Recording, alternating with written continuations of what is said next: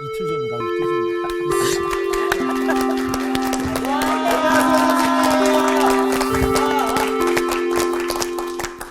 유난히 밝아 보여요. 네. 좋은 일 있어요? 네. 아, 예. 선생님을 보면은 마치 그 봄의 기운이 느껴집니다. 그건 늘 하던 얘기잖아.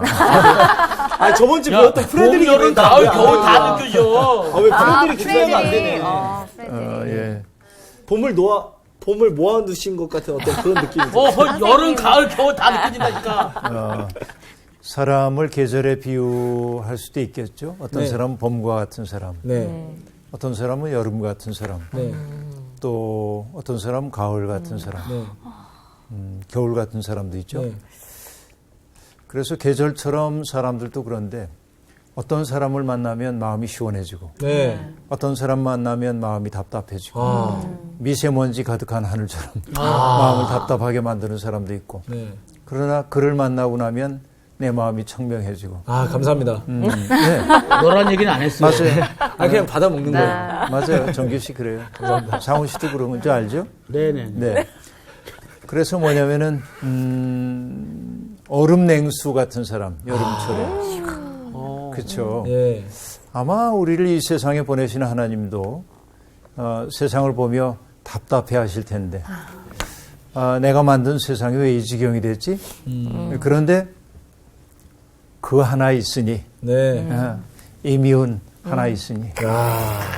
정나온 하나 있으니 야. 이렇게 하나님이 시원히 하실 수 있다면 참 좋겠는데 맞습니다. 그러니까 우리 인생의 목표가 어떻게 보면 뭘 이루고 뭐 어떤 걸 얻고 어떤 자리에 서고 이런 것보다 우리를 보내신 그분의 마음을 시원케 해드리는 네. 이게 우리의 인생의 목표가 되면 네. 남과 굳이 뭐 싸우고 경쟁 안 해도 네. 나 자신이 성실하게 가면 되는 거죠. 네. 오늘은 그런 얼음 냉수 같은 사자에 대한 이야기가 등장하는 잠언을 공부하게 예. 됩니다. 네. 그죠? 네. 한번 해볼까요? 네. 오늘 수업 잠언 50강 충성된 사자.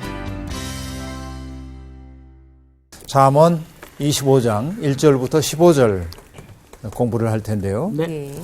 또 우리 상훈 씨부터 네, 제가 읽어주시죠. 읽겠습니다. 네. 이것도 솔로몬의 잠언이요 유다왕 히스기야의 신하들이 편집한 것이니라. 이를 숨기는 것은 하나님의 영화요 이를 살피는 것은 왕의 영화니라. 하늘의 높음과 땅의 깊음 같이 왕의 마음은 헤아릴 수 없느니라. 은에게 찌꺼기를 제하라. 그리하면 장색에 쓸만한 그릇이 나올 것이요.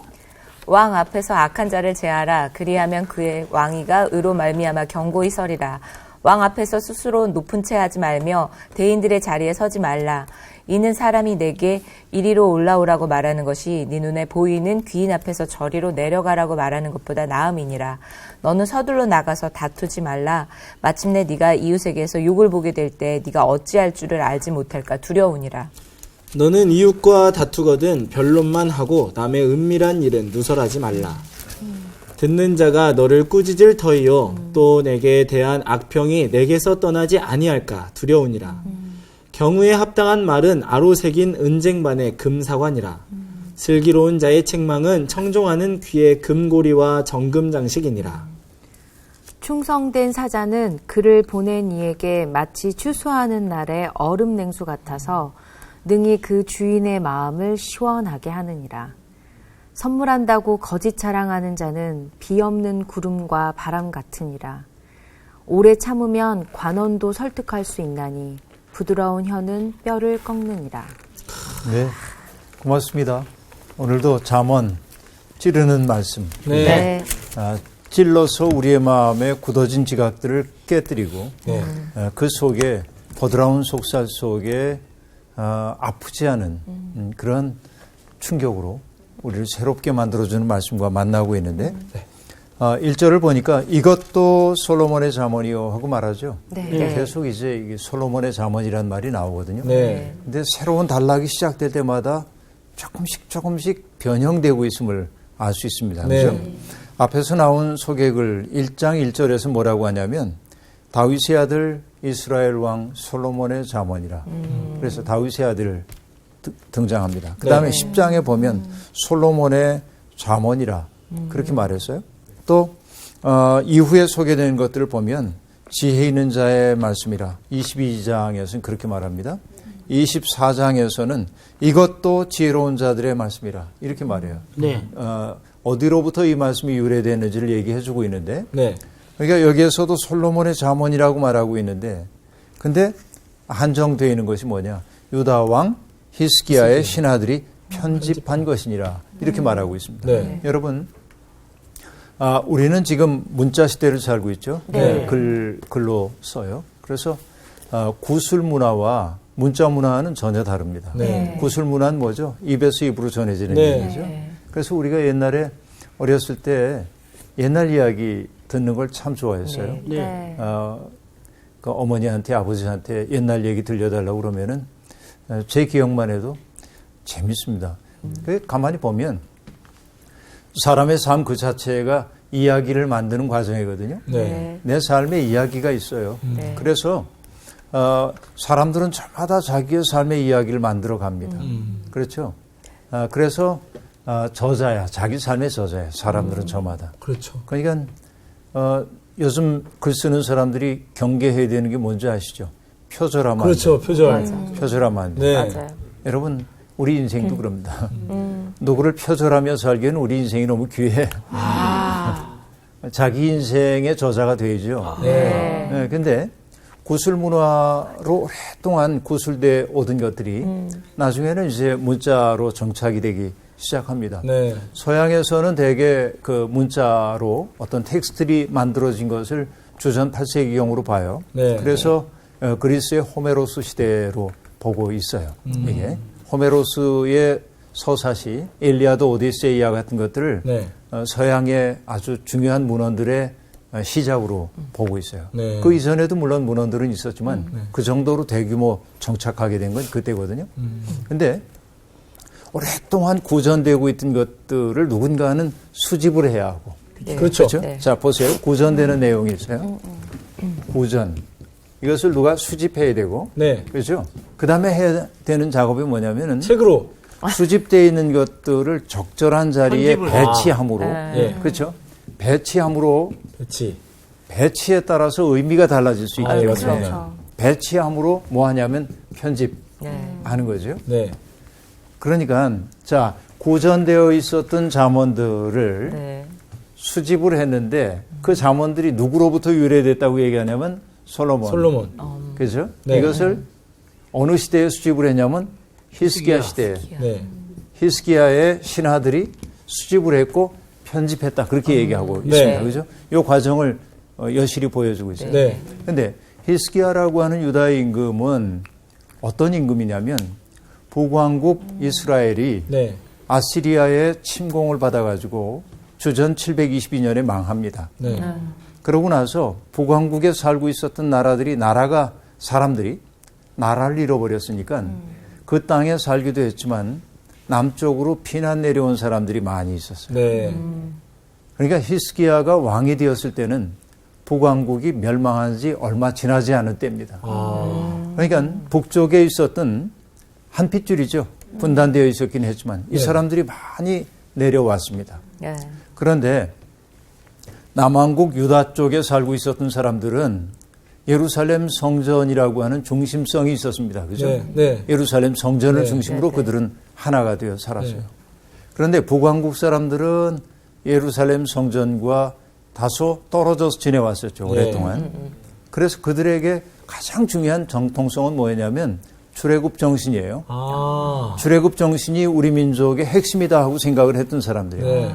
그러니까 성전 중심주의 사고를 가지고 있는 남왕국 사람들과 출애굽 전통을 가지고 있는 북왕국 사람들이 섞여서 살아야 합니다. 예. 약간 혼란스럽겠죠. 네. 네. 그러니까 히스기야에게 주어져 있었던 역사적 책무는 뭐냐? 이 두 사람들이 조화롭게 일치를 이루도록 하는 일이 대단히 중요했어요. 네. 무슨 얘기인지 알겠죠? 네. 네. 역사의 책무예요. 그러니까 그들이 다투지 않고 살 수 있도록 하는데 네. 그 핵심 원리, 그들을 하나로 묶어주는 핵심 원리를 뭐라고 하냐면 어떤 정책, 뭐 경제 개발 이런 거 아니고 야훼 하나님에 대한 진실한 믿음. 이것이 히스기야가 꽉 붙들었던 요소입니다. 그렇죠. 원래 종교라고 하는 것이 렐리가레라고 하는 말에서 나오는데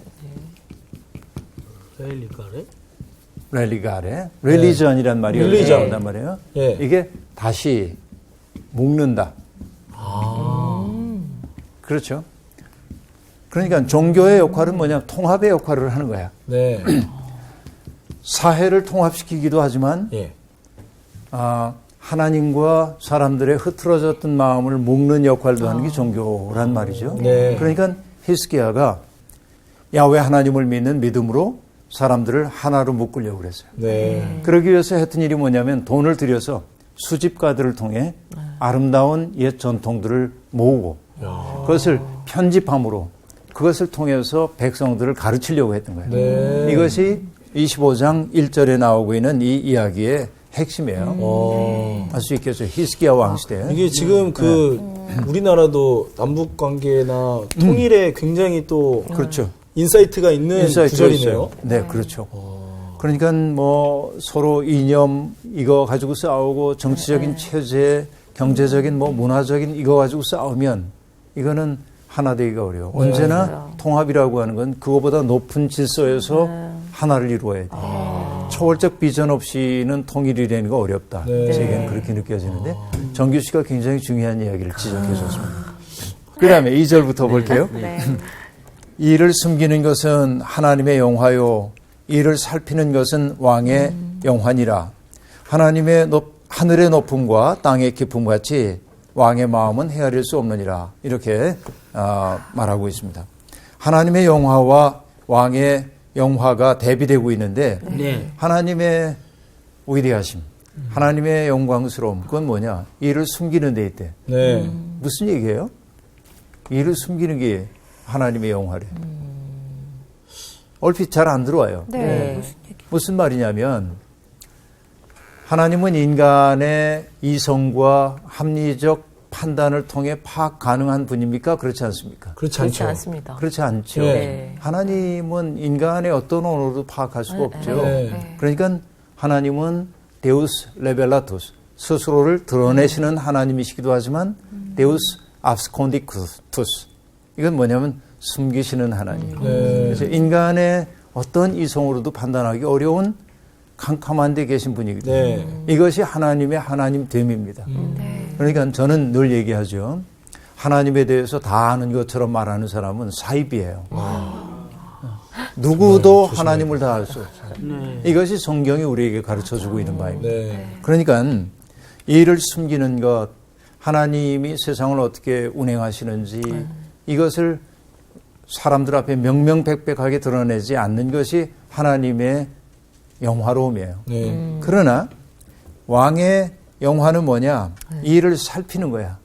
하나님의 뜻이 어디에 있을까? 네. 하나님이 원하시는 바가 뭘까?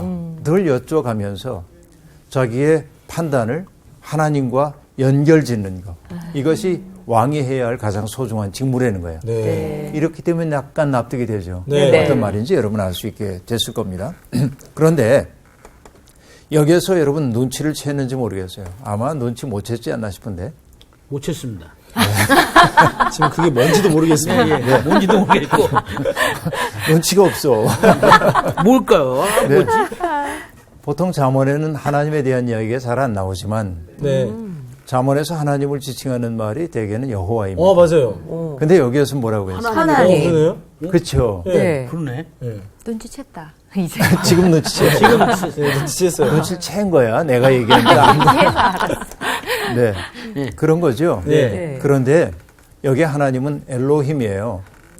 보통 여호와라고 번역되는 단어는 야훼입니다. 네. 네. 야훼 하나님은 고통받는 그 백성 찾아와서 그들을 구원의 길로 인도하시는 역사를 섭리하시는 하나님으로 네. 사용될 때가 많습니다. 네. 근데 엘로힘 하나님은 창조주와 관련돼서 자주 표현이 돼요. 세상을 창조하시는 하나님. 네. 그러니까 이 일을 숨긴다고 하는 건 뭐냐?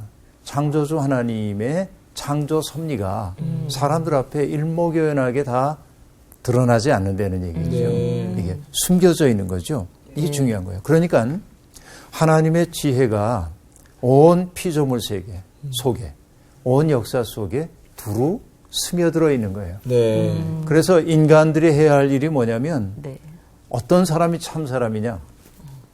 내가 일상적으로 대하고 있는 자연, 피조 세계, 내가 만나는 사람, 그들 속에 있는 하나님의 숨결을 읽어내는 사람. 바로 그게 누구냐면 신비가예요. 자, 저는 신비가입니다. 어떤 의미에서 신비가냐면 뭐 어떤 놀라운 일 기도했더니 뭐 눈을 안 못 보던 사람이 눈 뜨고 그런 신비가가 아니라 네. 온 세상에 하나님의 숨결이 가득 차 있는 것을 네. 느끼는 거예요. 네. 그러니까 행복해요. 네. 그런 거 보면. 그런 의미의 신비가인데. 네. 그렇죠. 그걸 모르면 우리 삶이 빈곤해져요. 그렇죠. 삶이. 그래요, 안 그래요? 그래요. 그렇다고 얘기할 수 있겠어요. 그래서 여러분, 윌리엄 블레이크라고 하는 1757년에 태어난 1800년대 초반에 세상을 떠난 위대한 시인이 있어요. 윌리엄 블레이크입니다. 그분의 순수의 전조라고 하는 시를 보면 첫 대목이 강렬합니다. 이렇게 되어 있어요. 하늘의 모래 속에서 세계를 보며 한 송이 들꽃에서 천국을 본다. 그대 손바닥 안에 무한을 쥐고 한 순간 속에서 영혼을 보라. 이렇게 시작되는 시입니다. 한 순간 속에서 영혼을 보라. 이게 이제 어마어마한 시지요. 예. 그러니까 하늘의 모래 속에서 세계를 봐라. 네. 이 모래라고 하는 거 작지만 네. 이게 어떻게 이 세상에 없지 않고 있을까? 그렇죠. 따지고 보면 네. 거슬러 가다 보면 너무 신비한 세계예요. 다 이해할 수가 없어요. 네. 맞습니다. 예. 꽃 한 송이 그 속에서 뭘 봐요? 천국을 본다. 음. 이 꽃이 피어나는 그 사실 자체가 천국이야. 그래서 뭐라고 얘기해요? 그대 손바닥 안에 무한을 쥐고 그것이 모래 하나일 수도 있고 꽃 한 송이일 수도 있고 네. 아니면 그냥 공기일 수도 있어. 이 손에 무한을 쥐고 한순간 속에서 영혼을 보라. 네. 내가 존재하는 이 속에서 영혼을 봐라 말이지. 이게 신비가야. 네. 그러니까 이를 숨기는 것은 여호와의 일. 아니 여호와가 아니라 엘로힘 하나님의 일. 그렇죠? 네. 그리고 이를 발견하고 찾아내는 것은 왕이에요. 왕이 해야 하는 일은 늘 하나님의 뜻을 헤아릴 줄 아는 네. 사람이어야 한다는 거죠. 그런 얘기입니다. 그 욥기에서도 그런 말이 나오죠. 내가 하나님의 오묘함을 어찌 능히 측량하며 전능자를 어찌 능히 알겠느냐. 소발이 욥을 책망하며 하는 말인데 이 말은 그런 말 아니에요. 네. 맞는 말입니다. 그죠? 하나님의 오묘하심을 어떻게 인간이 능히 측량할 수 있겠는가. 네. 그런 얘기예요. 겸허해야 돼. 겸허해야 돼. 그래서 왕은 하나님의 신비를 헤아릴 수 있는 지혜를 가진 이여야 합니다. 그러니까 여러분 우리 정치 지도자도 똑같습니다. 네. 그러니까 정치적인 책략을 잘 쓰고 사람들을 대중 동원한 능력이 있고 뭐 시대 판세를 잘 읽고 이래서 막 하는 사람이 높은 자리에 올라가면 좀 골치 아픈 일이 생길 수가 있어요. 근데 어떠해야 하냐면 늘 이 역사 속에서 하나님이 그렇죠? 그가 하나님을 믿지 않는 사람이라고 한다면 하늘의 뜻이 어떤 지점으로 우리가 가기를 원하는지 늘 소급할 줄 아는 네. 겸손한 그렇죠. 그래서 사람들이 욕망의 이전 투구장이 된 이 현실 속에서 사람들을 조금 더 나은 것으로 인도할 수 있는 비전을 가진 사람. 네. 그렇죠. 그런 이들이 이제 정치 지도자가 되어야 한다. 이것이 이 본문 속에서 우리가 읽을 수 있는 내용이겠죠. 네. 네. 그 다음 보겠습니다. 4절부터 5절이요. 은에서 찌꺼기를 제하라. 그리하면 장색에 쓸만한 그릇이 나올 것이요. 왕 앞에서 악한 자를 제하라. 그리하면 그의 왕위가 의로 말미암아 견고히 서리라. 여러분, 은에서 찌꺼기를 제거하기 위해서는 언제나 용광로 속에 은을 집어넣고 이게 녹이죠. 네. 녹여서 불순물 걸러내죠. 네. 여러분 쇳물 녹인 거 보신 적이 있나요? 네. 그냥 저기 TV에서만. 그래서 실제로 쇳물 녹인 그거. 거 정말 아름답습니다. 색깔이. 그 홍시 색깔인데 네. 이렇게 만지고 싶으세요. 어이구, 큰일 나세요. 오호. 근데 그걸 자꾸 하는 과정을 통해서 순도 높은 은들이 나오죠. 네. 이게 이제 일상적으로 있는 일인데, 근데 지금 잠언 저자는 뭐라고 말하냐면 왕 앞에서 은에서 찌꺼기를 제거하는 것처럼 악한 자를 제하라. 제거하라는 겁니다. 네. 그래야 왕위가 견고히 선다는 겁니다. 그렇죠. 악인을 자꾸 없애야 돼. 그래야 왕자가 정의로 굳게 선되는 겁니다. 여러분, 이사야 16장에 보면 이런 말이 나와요.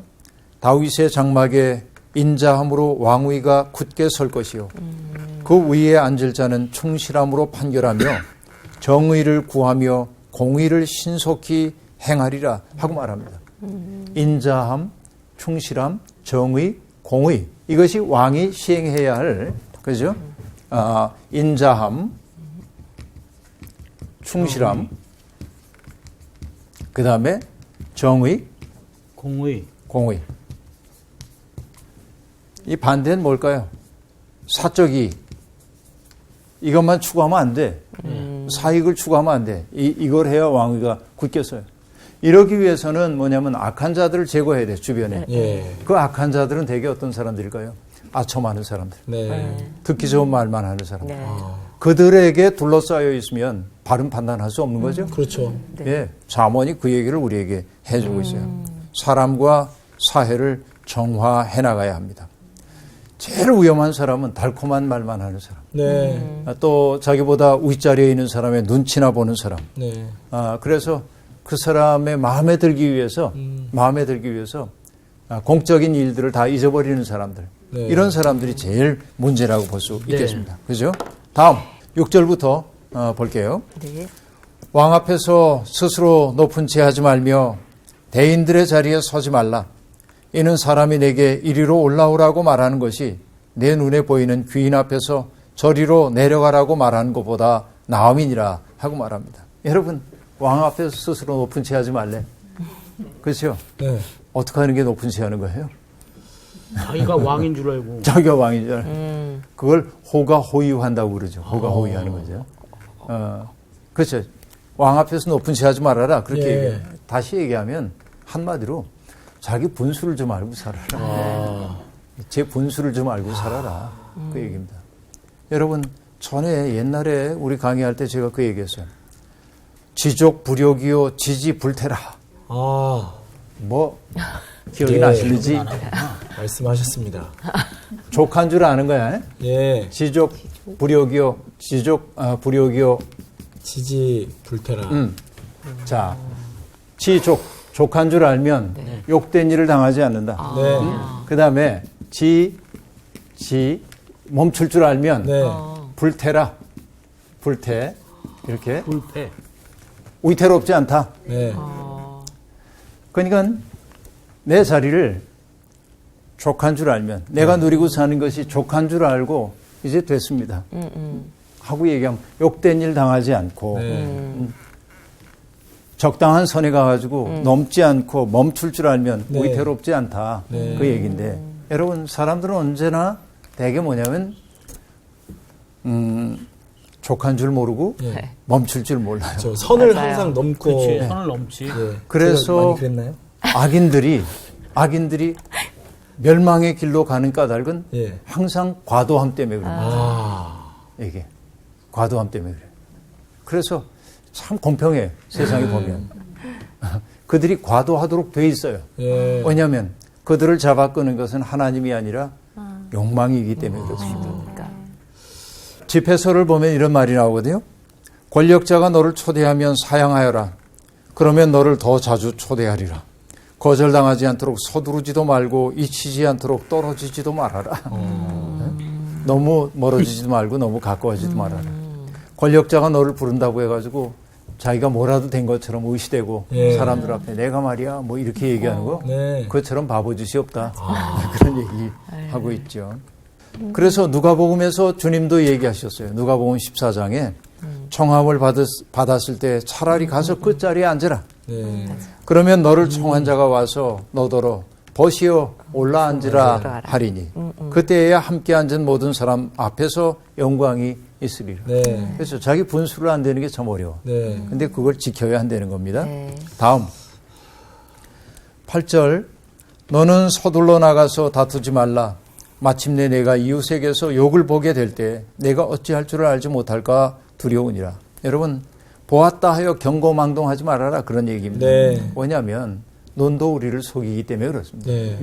이거 경험이 많아요. 이런 맞아요. 경험. 내가 본 대로 이건 확실해. 나의 감각을 믿는 거죠. 확실해. 그런데 나중에 보면 아니야. 맞아요. 이런 경우 너무 많아요. 네. 그래서 가끔은 확실해 보여도 판단을 유보하고 그리고 진실이 드러날 때까지 신중하게 처신해야 할 때도 있습니다. 그렇죠. 이게 정말 중요한 겁니다. 우리가 갖고 있는 선입견에 따라 세상은 정말 달리 보이거든요. 네. 그런 거 우리가 경험해요. 사람은 익숙한 방식으로 세상을 보고 익숙한 방식으로 세상을 판단합니다. 그걸 뭐라고 얘기하냐면 심리학에서는 가용성 편향 그래. 어려운 말인데 가용성 편향 그러는데 어떤 일을 판단할 때 지금까지 자기가 경험해서 익숙해진 방식으로 세상을 본다는 거예요. 있는 그대로 안 봐요. 네. 그게 나의 눈이 내 귀가 있는 그대로 듣거나 보지를 않는다니까. 나한테 익숙한 방식으로 보도록 되어 있어요. 네. 그래서 우리가 잊지 말아야 될 것은 내가 나를 속일 수도 있어. 맞아요. 그러니까 항상 신중하게 처신해야 한다. 그 얘기입니다. 지금 8절 얘기는 네. 다음 볼게요. 너는 이웃과 다투거든 변론만 하고 남의 은밀한 일은 누설하지 말라. 듣는 자가 너를 꾸짖을 터이요 또 내게 대한 악평이 내게서 떠나지 아니할까 두려우니라 하고 말합니다. 이거 어떤 얘기냐면 남과 송사를 벌이고 있어요. 상훈 씨하고 나하고 지금 송사 관계에 있어요. 예를 들면. 그래서 서로 팽팽합니다. 논리가. 네. 이럴 때 상훈 씨를 일거에 쓰러뜨려야 내가 이익을 확보해. 그래서 뭐냐면 내가 당신 사생활을 다 알고 있는데 이렇게 잘못했습니다. 이게 그 얘기예요. 지금 이웃과 다투거든 논점 그것만 가지고 다퉈야 하지. 네. 남의 은밀한 일까지 누설함으로 그가 무너지도록 만들어서는 안 된다. 그런 얘기입니다. 지금 이게 싸움에도 규칙이 있어야 한다는 걸 보여주고 있죠.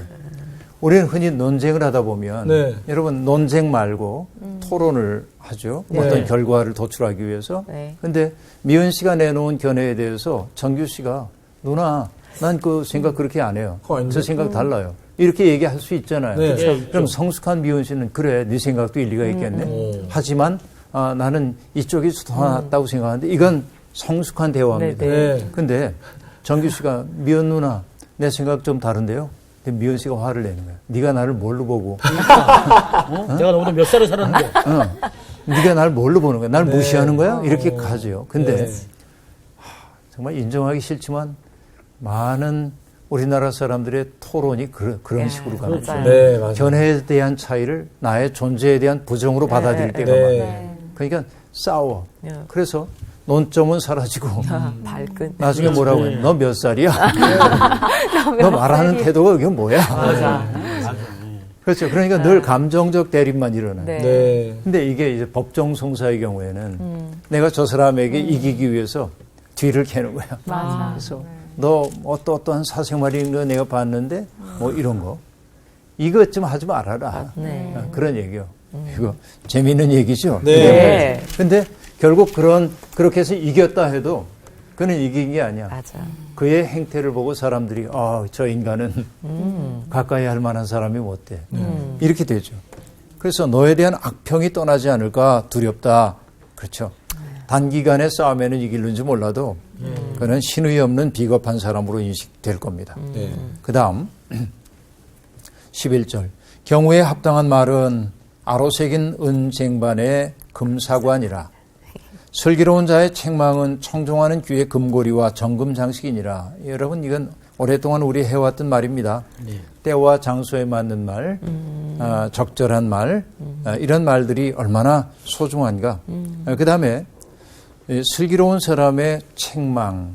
여러분 슬기로운 사람의 책망은 어떠할까요? 누군가를 때때로 아프게 할 수도 있습니다. 네. 책망을 하다 보면 누군가를 질정해줘야 할 때도 네. 있죠. 네. 그렇죠? 꾸짖을 질자 네. 얘기하는 거예요. 근데 이런 경우 많죠. 저분이 하는 얘기가 다 맞는데 저분의 말하는 태도 때문에 굉장히 싫어지는 거야. 그렇게 부정하고 싶은 생각 들어요, 안 들어요? 있죠. 있죠. 네. 그렇죠. 다 맞는 말인데. 네. 근데 왠지 저 사람이 얘기하는 거 내가 받아들이고 싶지 않아. 이제 그런 거 있죠. 인간 속엔 좀 청개구리 같은 게 있어요. 맞아요. 그게 있어요. 그런 거 있어요. 그래서 설교하지 말라 그러잖아요. 그렇죠. 설교하지 말라. 너 지금 나한테 설교하는 설교하니? 거야. 그런 거. 근데 그런 거 있잖아요. 내가 모처럼 청소를 좀 할까? 그러고 이제 걸레를 찾고 있는데 아내가 여보 청소 좀 해요. 뭐 맨날 TV 앞에만 앉아 있어요. 그러면 갑자기 하기 싫어집니다. 맞아. 진짜. 네. 공감. 근데 여러분 슬기로운 책망은 꾸중이라기보다는 바른 말씀, 정의를 세우는 말씀인데 듣는 이를 모독하거나 정죄하는 말은 바른 말이라 해도 그에게 변화의 사건을 가져올 수가 없어요. 네. 때때로 그래요. 나로 하여금 듣는 사람으로 하여금 방어 기제를 작동하도록 하는 순간 네. 그 말은 작동하지 않을 때가 아주 많이 네. 있습니다. 그렇죠? 나의 거짓말이 폭로가 돼요. 그러면 싸늘하게 할 경우에 나는 나의 거짓말을 숨기기 위해 또 다른 거짓말을 만들어내는 네. 악순환입니다. 근데 뼈저리고 아프지만 인정할 수밖에 없는 그런 말들이 있죠. 나의 존재를 부정하지 않으면서 나의 그 아픔, 부족한 때문에 아파하는 그런 모습을 보았을 때 그 말은 우리의 가슴속에 깊이 들어오기도 하죠. 예를 들면 여러분 이게 스토리의 힘이기도 한데요. 다윗이 우리아의 아내인 바세바를 범합니다. 네. 다윗의 인생의 가장 큰 오점 가운데 하나죠. 바세바가 아기를 가졌다는 소식을 다윗에게 전합니다. 네. 그러자 다윗이 우리아를 불러가지고 전황이 어떻게 됐냐, 신하들 잘 있냐 물은 다음에 오늘 집에 가 쉬어. 의도는 분명하죠. 그런데 우리아가 얘기합니다. 하나님의 법궤도 전선에 있고 내 장군들과 부하들이 저기 거친 들에 있는데 내가 어떻게 집에 들어가 지낼 수 있겠습니까? 네. 그리고 안 갑니다. 그러자 다윗이 오늘은 전선으로 가지 마. 하루를 더 묵게 한 다음에 불러드려요. 그리고 술을 관하게 대접을 합니다. 술 취한 김에 집에 들어가게. 그러나 우리아는 안 들어갑니다. 집에. 자기의 범죄 행위가 드러날 것 같으니까 다윗이 어떻게 했죠? 여러분 아시다시피 네. 다윗이 뭘 합니까? 편지를 하나 씁니다. 네. 요압 장군에게. 그래서 우리아의 손에 들려보냅니다. 뭐 하려는 거예요? 전쟁이 가장 심한 곳에 우리아를 보내 죽게 하라. 네. 우리아를 죽여요.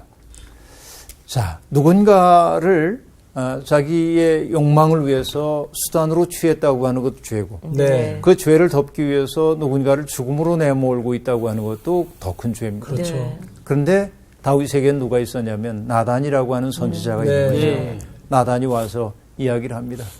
어느 마을에 부자와 가난한 사람이 살았습니다.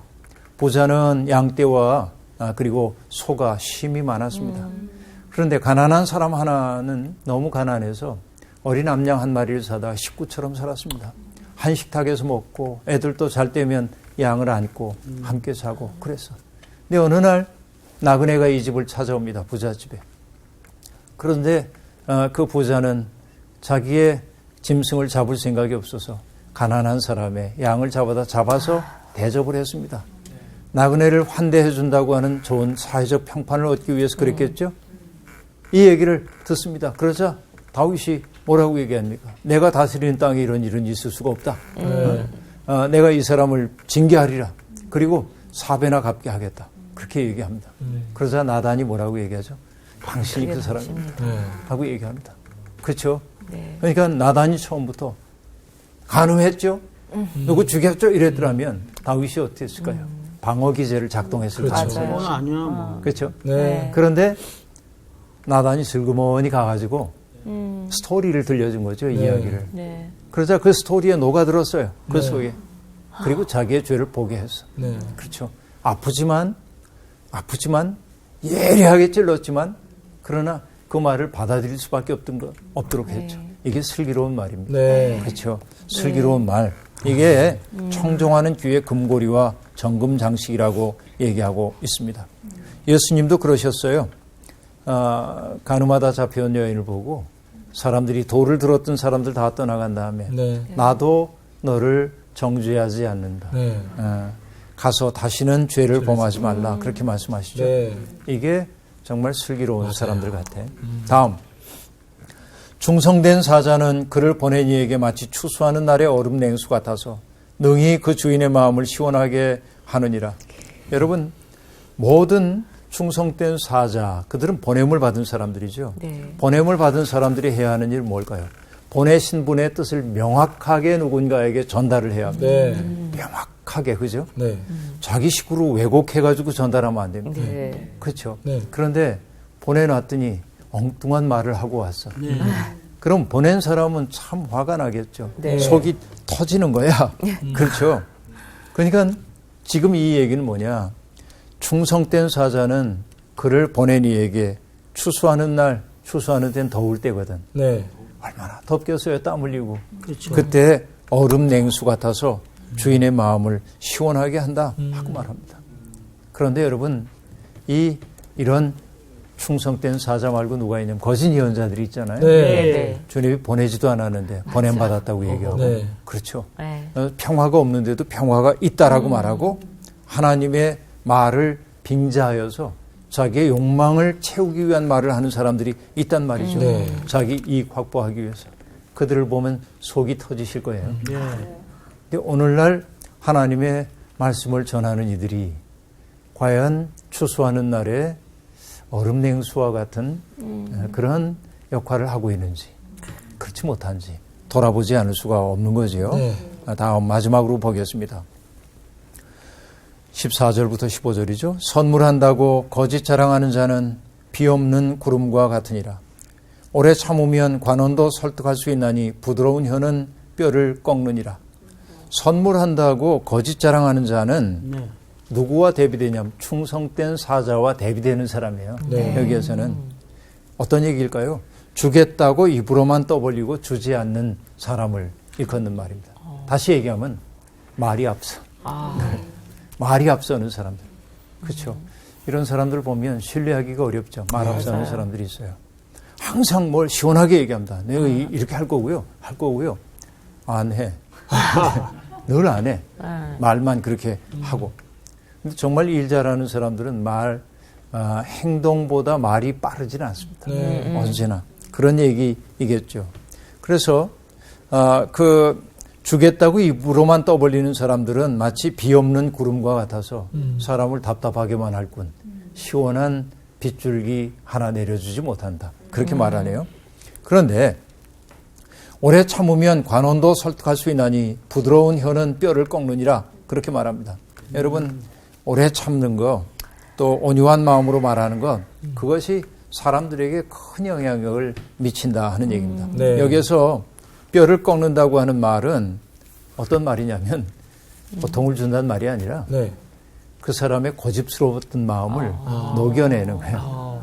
그렇죠. 네. 온유한 말, 온화한 말, 부드러운 말, 또 그의 존재에 대한 부정의 바탕을 둔 말이 아니라 네. 그의 존재를 받아들이고 수용하고 인정하는 바탕에서 나오는 온화한 말은 그 사람의 그 고집스러웠던 것들을 녹여내는 역할을 네. 하게 된다. 그렇게 말하고 있습니다. 그래서 일전에도 한번 얘기를 한 적이 있는 것 같은데 집에서 28장에 보면 이것과 대비되는 말이 나옵니다. 네.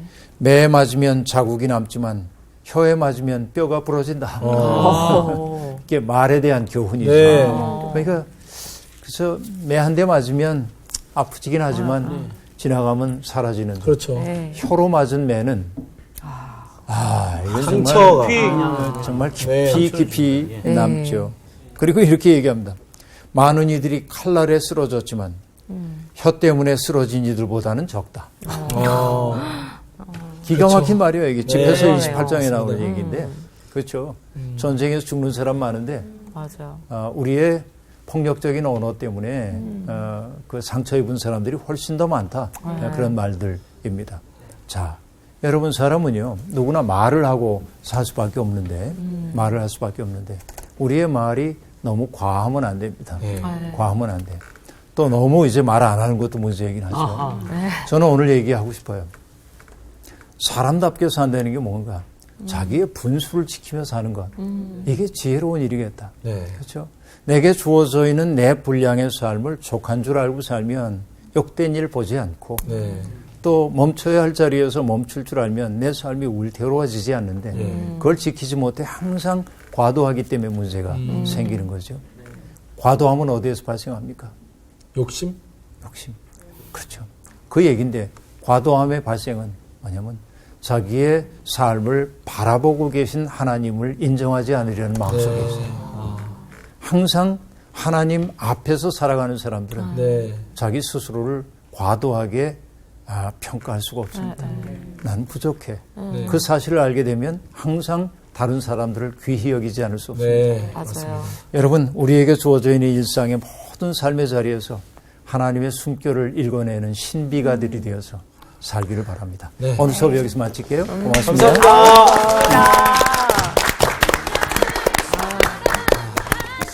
이런 생각이 들어요. 바른 말을 하기 전에 슬기로운 말을 하기 위해 노력하자. 이런 생각이 좀 드네요. 왜냐면 또 누구 항상 이렇게 만나면 어떤 우리 삶 속에 다 문제거리가 있으니까 네. 바른 말, 옳은 말만 해주려고 하잖아요. 근데 그 사람의 마음을 먼저 좀 헤아리면서 맞아요. 이렇게 좀 이야기를 하면 더 좋을 텐데 이런 생각이 듭니다. 저는 내 삶의 이야기가 있다. 네. 그것도 되게 와닿았어요. 이렇게 되게 시인 같으셔서 우리 선생님. 시인이세요? 시인이세요. 예, 저도 시인이 되고 싶어요. 이게 잠언이 정말 너무 시적이에요. 그렇죠. 시편과 또 다른 되게 아름다운 시 같아요. 마음에 새겨져요. 김기석 우리 선생님만이 잠언하고 정말 딱 맞는 그런 우리 설교자라고 저는 생각합니다. 네네. 그럼 우리가 또 항상 하던 대로 네네. 배운 대로 네. 살아야죠. 그렇죠. 네. 그러면 박수 치면서 갑시다. 아유, 예. 좋은 말만 하면 좋을 텐데. 좋은 말만 하면 좋을 텐데.